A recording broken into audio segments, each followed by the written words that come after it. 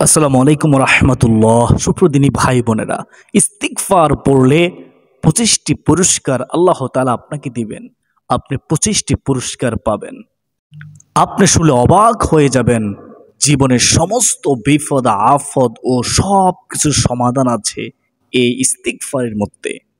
সম্মানিত দিনী ভাই বোন, তার সাথে সাথে আমরা আলোচনার শেষে একটি গুরুত্বপূর্ণ প্রশ্নের উত্তর জানবো ইনশাআল্লাহ, যা জানা সকলের জন্য জরুরি। বিস্তারিত জানতে ভিডিওতে একটি লাইক দিয়ে কমেন্টে আলহামদুলিল্লাহ লিখে আল্লাহ শুকর আদায় করে দেখতে থাকুন। তো চলুন বিস্তারিত জেনে নেই।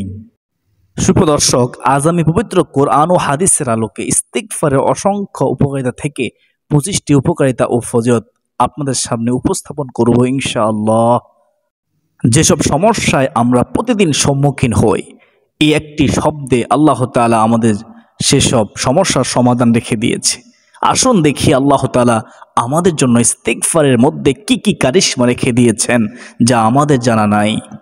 সুতরাং কোরআন ও হাদিস থেকে আমরা ইস্তিগফারের অসংখ্য ফজিলত উপকারিতা লক্ষ্য করি। তার মধ্যে 25টি গুরুত্বপূর্ণ উপকারিতা হলো এক নম্বর হলো ইস্তিগফার করা নবীদের সুন্নত, অর্থাৎ সকল নবী রাসূলগণ ইস্তিগফারে আমল করতেন, বেশি বেশি তাওবা ইস্তিগফার করতেন। সুবহানাল্লাহ।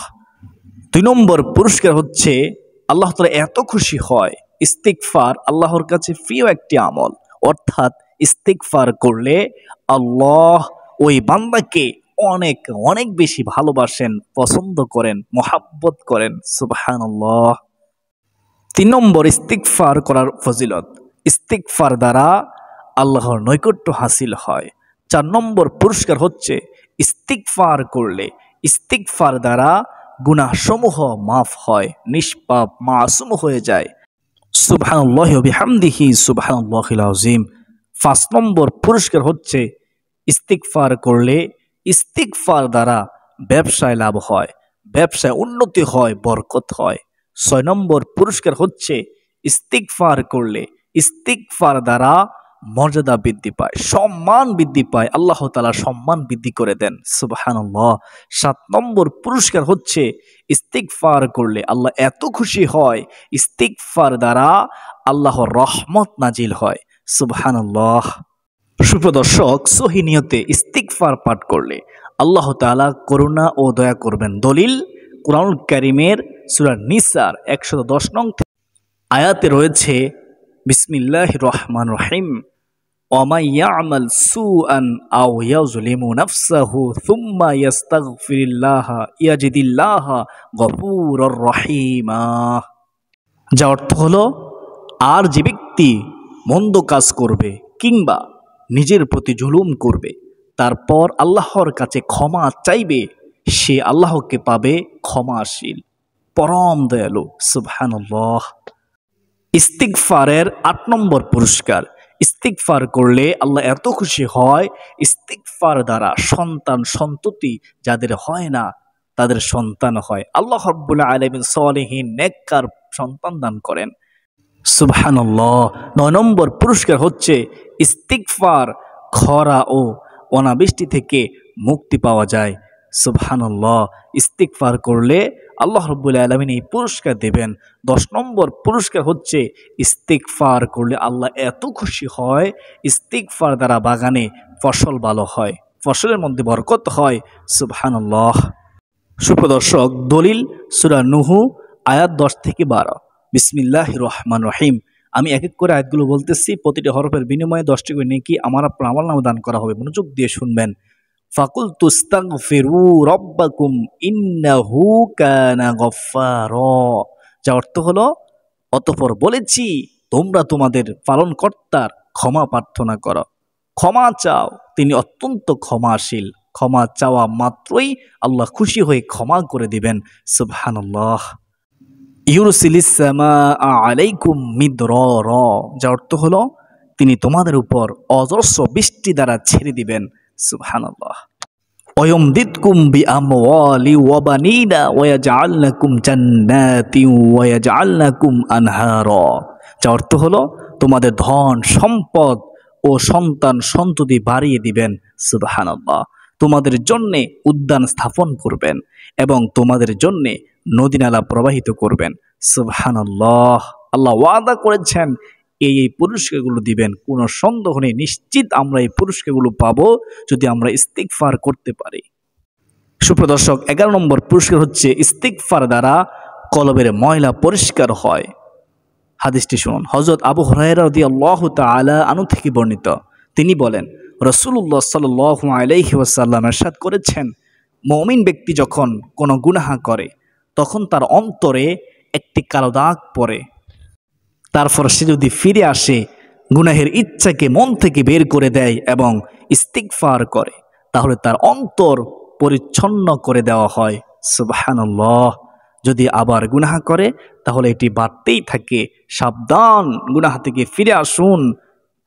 নবীজি বলেন, অবশেষে গুনাহগুলোর কারণে তার অন্তর মরিচায় আচ্ছাদিত হয়ে যায়।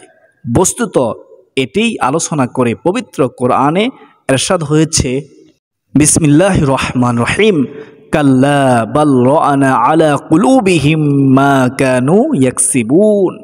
অর্থ, কখনো না, বরং তারা যা করে তাই তাদের হৃদয় মরিচা ধরিয়ে দিয়েছে। সূরা মুতাফফিফিন আয়াত হচ্ছে 14। ইস্তিগফারের 12 নম্বর পুরস্কার, ইস্তিগফার করলে আল্লাহ এত খুশি হয়, ইস্তিগফার দ্বারা সকল সংকীর্ণতা থেকে মুক্তি পাওয়া যায়। 13 নম্বর পুরস্কার হচ্ছে ইস্তিগফার দ্বারা দুশ্চিন্তা থেকে মুক্তি পাওয়া যায়। আল্লাহ তাআলা দুশ্চিন্তা দূর করে দেন। সুবহানাল্লাহ। ইস্তিগফারের 14 নম্বর পুরস্কার, ইস্তিগফার দ্বারা আল্লাহ তাআলা অকল্পনীয় স্থান থেকে রিজিকের ব্যবস্থা করে দেন। সুবহানাল্লাহ। হযরত আব্দুল্লাহ ইবনে আব্বাস রাদিয়াল্লাহু তাআলা আনহু থেকে বর্ণিত, হাদিসটি শুনুন তাহলে বুঝতে পারবেন। তিনি বলেন, প্রিয় নবী সাল্লাল্লাহু আলাইহি ওয়াসাল্লাম ইরশাদ করেছেন, যে ব্যক্তি ইস্তিগফার করাকে সর্বদা গ্রহণ করে, আল্লাহ তাআলা তাকে সব সংকীর্ণতার মধ্যে উদ্ধারের পথ বের করে দেন, মুক্তির পথ বের করে দেন। সুবহানাল্লাহ। তার সংকীর্ণতা দূর হয়ে যায়। 2 নম্বর পুরস্কার হচ্ছে সব দুশ্চিন্তার ক্ষেত্রে মুক্তির পথ বের করে দেন। সুবহানাল্লাহ। এবং 3 নম্বর পুরস্কার হচ্ছে তাকে এমন স্থান থেকে রিজিকের ব্যবস্থা করে দেন যা সে চিন্তাও করেনি, কল্পনাও করেনি। সুবহানাল্লাহ। গায়বী সাহায্য সে অবশ্যই পাবে আল্লাহ তাআলার পক্ষ থেকে। আবু দাউদ শরীফ ও আহমদ শরীফের মধ্যে এই অত্র হাদিসটি রয়েছে। 15 নম্বর পুরস্কার হচ্ছে ইস্তিগফার দ্বারা সকল গুনাহসমূহ মাফ হয়ে যায়। হযরত বিলাল ইবনে ইয়াসার ইবনে জায়েদ রাদিয়াল্লাহু তাআলা আনহু, যিনি ছিলেন প্রিয় নবী সাল্লাল্লাহু আলাইহি ওয়াসাল্লামের আজাদকৃত গোলাম, তার থেকে বর্ণিত, তিনি তার বাবা ও দাদা সূত্রে বলেন, রাসূলুল্লাহ সাল্লাল্লাহু আলাইহি ওয়াসাল্লাম ইরশাদ করেছেন, যে ব্যক্তি পড়ে আস্তাগফিরুল্লাহাল্লাযী লা ইলাহা ইল্লা হুয়াল হাইয়ুল কাইয়ুম ওয়া আতুবু ইলাইহি, তার সব গুনাহ ক্ষমা করে দেওয়া হয়। সুবহানাল্লাহ। নবীজি বলেন, এমনকি ধর্মযুদ্ধ থেকে পলায়নের গুনাহ ক্ষমা করে দেওয়া হয়। তিরমিজি শরীফ ও মেশকাতের মধ্যে হাদিসটি রয়েছে। 16 নম্বর পুরস্কার হচ্ছে ইস্তিগফার দ্বারা আল্লাহর আযাবও আসে না। দলিল কোরআনের সূরা আনফালের 33 নং আয়াত, ওয়ামা কানাল্লাহু লিউআযিবাহুম ওয়া আনতা ফীহিম ওয়ামা কানাল্লাহু মুআযিবাহুম ওয়া হুম ইস্তাগফিরুন। অর্থ হলো, আর আল্লাহ এমন নন যে তাদেরকে আযাব দেবেন এই অবস্থায় যে তুমি তাদের মাঝে বিদ্যমান, এবং আল্লাহ তাদেরকে আযাব দানকারী নন এমত অবস্থায় যে তারা ক্ষমা প্রার্থনা করছে। সুবহানাল্লাহ। 17 নম্বর পুরস্কার হচ্ছে গুনাহ নামক মারাত্মক রোগের ওষুধ হলো ইস্তিগফার। হযরত আনাস ইবনে মালিক রাদিয়াল্লাহু তাআলা থেকে বর্ণিত, প্রিয় নবী সাল্লাল্লাহু আলাইহি ওয়াসাল্লাম ইরশাদ করেছেন, আমি কি তোমাদের জানাবো না তোমাদের রোগ কি এবং তার ওষুধ কি? তোমাদের রোগ হলো গুনাহ আর ওষুধ হলো তাওবা, ইস্তিগফার। বাইহাকী শরীফের হাদিস। 18 নম্বর পুরস্কার হচ্ছে ইস্তিগফার শয়তানের বিরুদ্ধে আল্লাহর পক্ষে একটি চ্যালেঞ্জ। হযরত আবু সাঈদ খুদরী রাদিয়াল্লাহু তাআলা থেকে বর্ণিত, তিনি বলেন, প্রিয় নবী সাল্লাল্লাহু আলাইহি ওয়াসাল্লাম ইরশাদ করেছেন, ইবলিস বলেছিল, তোমার ফতাফের শপথ, তোমার বান্দাদের দেহে যতক্ষণ প্রাণ থাকবে ততক্ষণ আমি তাদের বিপদগামী করতেই থাকব। এর জবাবে আল্লাহ তাআলা বলেছিলেন, আমার প্রতাপ ও মহিমার শপথ, তারা যতক্ষণ ক্ষমা চাইতে থাকবে, ইস্তিগফার করতে থাকবে, আমি আল্লাহ তাদের ততক্ষণ ক্ষমা করতেই থাকবো, সুবহানাল্লাহ, তাদেরকে মাফ করতেই থাকবো। আল্লাহ তাআলা ওয়াদা করেছেন, শপথ করেছেন। আহমদ শরীফের হাদিস। সুপ্রদিনী ভাই বোনেরা, 19 নম্বর পুরস্কার হচ্ছে হৃদয়ে আল্লাহর ভয় জাগ্রত হয়। 20 নম্বর ইস্তিগফারের পুরস্কার হচ্ছে নেক কাজ করতে মনে চায়। 21 নম্বর ইস্তিগফারের পুরস্কার হচ্ছে গুনাহের প্রতি ঘৃণা সৃষ্টি হয়। 22 নম্বর ইস্তিগফারের পুরস্কার হচ্ছে হৃদয় মন দারুণ প্রফুল্ল থাকে। সুবহানাল্লাহি ওয়া বিহামদিহি সুবহানাল্লাহিল আযীম। 23 নম্বর ইস্তিগফারের পুরস্কার হচ্ছে ইবাদতে একাগ্রতা তৈরি হয়। 24 নম্বর ইস্তিগফারের পুরস্কার হচ্ছে বিপদ আপদ থেকে আল্লাহ তাআলা হেফাজত করেন। 25 নম্বর ইস্তিগফারের পুরস্কার হচ্ছে ইস্তিগফার করার পর আল্লাহ তাআলা বান্দার দোয়াও কবুল করেন। ইস্তিগফার করতে করতে বান্দা এমন পর্যায়ে পৌঁছে যায়, তখন সে আল্লাহ তাআলার কাছে যা চাই আল্লাহ তাকে তাই দান করেন। আল্লাহ তাআলা তাকে খালি হাতে ফিরিয়ে দেয় না।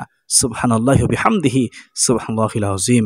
সম্মানিত দিনী ভাই বোনেরা, আস্তাগফিরুল্লাহ প্রতিদিন পাঠ করুন, তবে পড়ার সময় মনে মনে নিজের গুনাহের জন্য লজ্জিত হন। এটা যেন না হয় জবানে ইস্তিগফার করছেন আর মনে মনে গুনাহের খেয়াল চলছে। হযরত রাবিয়া বসরি বলেন, আমরা এমন ধরনের ইস্তিগফার করি যে সেটার উপর ইস্তিগফার করার প্রয়োজন হয়, অর্থাৎ মুখে ইস্তিগফার বা ক্ষমা প্রার্থনা করছি গুনাহ থেকে, কিন্তু মনে মনে গুনাহের খেয়াল করছি। আর এ ধরনের ইস্তিগফারের জন্যও ক্ষমা চাওয়ার প্রয়োজন হয়। ইস্তিগফার করলে তা প্রকৃত অর্থে এবং খালেস অন্তরে করা উচিত, কেননা গুনাহে অটল থেকে তওবা করা অর্থাৎ আল্লাহ তাআলার সঙ্গে ঠাট্টা মশকরা ছাড়া আর কিছুই নয়। নাউযুবিল্লাহি মিন যালিক, এমনটি করবেন না। সুপ্রদর্শক, ইস্তিগফার কিভাবে পড়বেন? কয়েকভাবে পড়া যায়, যা হাদিস সময় রয়েছে। 1 নম্বরে আস্তাগফিরুল্লাহ, এটি পড়তে পারেন। অনুবাদ, আমি আল্লাহর কাছে ক্ষমা প্রার্থনা করছি। মেশকাত হাদিস নম্বর 961, সবচেয়ে ছোট ইস্তিগফার আস্তাগফিরুল্লাহ। 2 নম্বরে এটিও পড়তে পারেন, আস্তাগফিরুল্লাহাল্লাযী লা ইলাহা ইল্লা হুয়াল হাইয়ুল কাইয়্যুম ওয়া আতুবু ইলাইহি। এই ইস্তিগফারটি তিরমিজি শরীফ ও মেশকাতের মধ্যে রয়েছে। অথবা 3 নম্বরে এটিও পড়তে পারেন, সুবহানাল্লাহি ওয়া বিহামদিহি আস্তাগফিরুল্লাহ ওয়া আতুবু ইলাইহি। এই ইস্তিগফারটি বুখারী শরীফ ও মুসলিম শরীফের মধ্যে রয়েছে। 4 নম্বরে ইস্তিগফারটিও পড়তে পারেন, আস্তাগফিরুল্লাহ ওয়া আতুবু ইলাইহি। এই ইস্তিগফারটি নাসাই শরীফের মধ্যে রয়েছে। আল্লাহ তাআলা আমাদের সকলকে বেশি বেশি তাওবা ইস্তিগফার করার তৌফিক দান করুন। সকলে বলি আমিন। সম্মানিত দিনী ভাই বোন, এখন গুরুত্বপূর্ণ প্রশ্ন উত্তরটি শুনুন। প্রশ্নটি হচ্ছে, নামাজে অনেকের প্রায় হাই আসে, কারো কারো আবার ডেকুরও আসে। এখন জানার বিষয় হলো, নামাজে হাই উঠলে অথবা ডেকুর এলে নামাজের কি কোনো অসুবিধা হয়? নামাজের কোনো ক্ষতি হয়? এর উত্তর হলো, নামাজের মধ্যে হাই তোলা বা ডেকুর দেওয়া যদি মুসল্লি ইচ্ছাকৃত না করে থাকে, তাহলে নামাজের কোনো ক্ষতি হবে না, নামাজ শুদ্ধ হয়ে যাবে।